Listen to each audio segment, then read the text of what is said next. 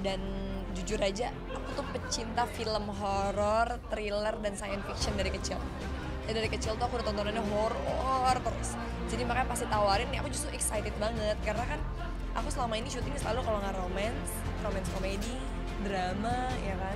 Jadi saat ditawarin sesuatu yang berbeda tuh kayak hati aku udah menggebu-gebu pengen nyobain gitu. Pengalaman horor aku nggak ada sih untungnya ya. Selalu baik-baik aja, belum pernah ada yang aneh-aneh. Dan orang-orang di sekitar aku sih yang ngalamin, tapi akunya enggak ya, puji Tuhan. Jadi semoga jangan sampai. Rada cuek kali ya anaknya, jadi kayaknya dia juga Noel, aku nggak ngeh juga kayak. Jadi kayak ada apa nih. Orang aku pernah satu kejadian, aku syuting di pabrik gula lama di daerah Klaten. Itu ada satu kamar, di kamar itu emang ada lemari tua kayu gitu yang besar banget. Orang-orang pada bilang di situ ada nenek bungkuk yang jagain, orang pada digangguin. Aku tidur aja di situ 2 jam sendirian di base camp itu, tidur bangun nggak ada apa-apa, nggak pindah tempat juga. Jadi kayak ya udahlah, berarti mungkin emang akunya emang nggak peka sama sekali juga sih.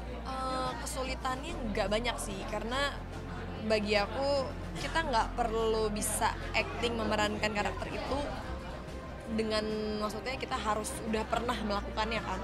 Kita nggak perlu mati beneran buat tahu acting mati kayak gimana kan. Jadi ya istilah kata 70% kita ngelakuin acting, 30% kita berpura-pura, dan kita harus punya kesadaran sendiri ya kan. Dan dari acting itu kan kita bisa berupa research, bisa berupa kita nonton dari banyaknya film, ribuan, puluhan ribu film yang bisa kita lihat buat referensi. Jadi gak harus merasakan dulu baru kita bisa melakukan. Ini aja berbeda sama Aku Tahu Kapan Kamu Mati yang pertama. Yang pertama kan agak-agak light, agak komedi gitu ya, remaja banget lah, teenage gitu, horor tapi tetap bisa ditonton anak-anak remaja.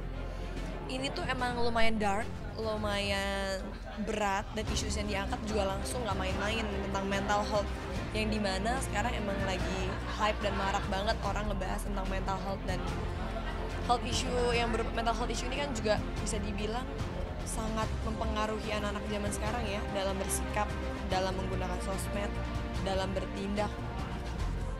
Dari mamaku tuh yang penting film horor itu bukan horor yang vulgar, bukan horor yang maksudnya ya tau lah ya, yang aneh-aneh gitu segala macam. Yang penting aku suka cerita dan karakternya, dan aku juga kenal baik sama produsernya.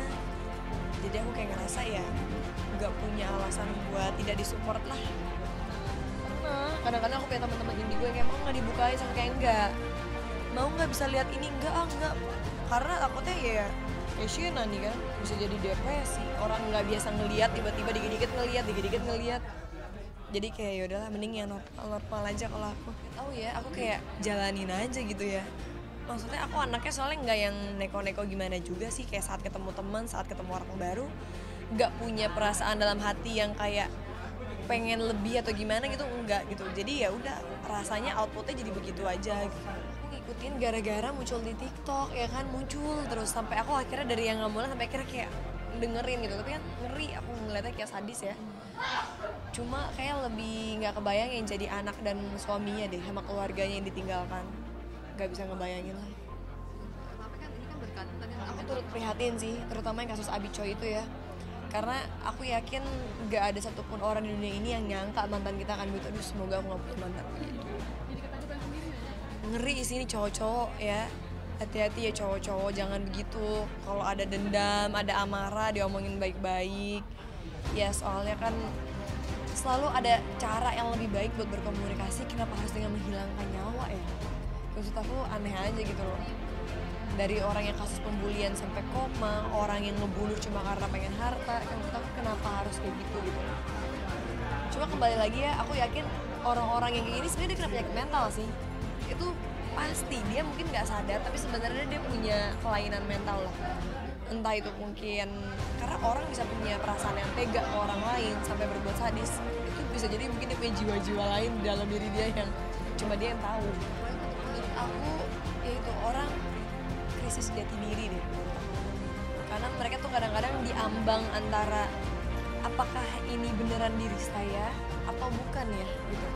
Kadang-kadang kita ngerasa kita adalah orang yang paling mengenal diri kita, tapi pas kita look deep inside, kita ngeliat ke dalam lagi, ih ternyata ada sisi lain dari diri gue yang gue baru tahu ya, bisa kelepasan saat gue marah, saat gue emosi, saat gue sakit hati. Dan itu yang maksud aku kita harus pay attention dari sedini mungkin.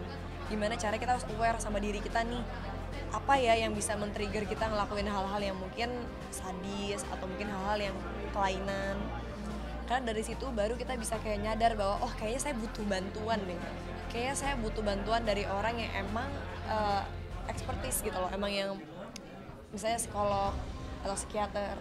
Karena menurut aku, jadi makanya bagi aku penting banget kita pertama harus punya prinsip hidup yang kuat, kedua punya agama, setidaknya kita punya panduan lah untuk ngejalanin yang baik-baik di hidup ini. Terus yang ketiga ya kita nggak boleh menyepelekan mental health sih.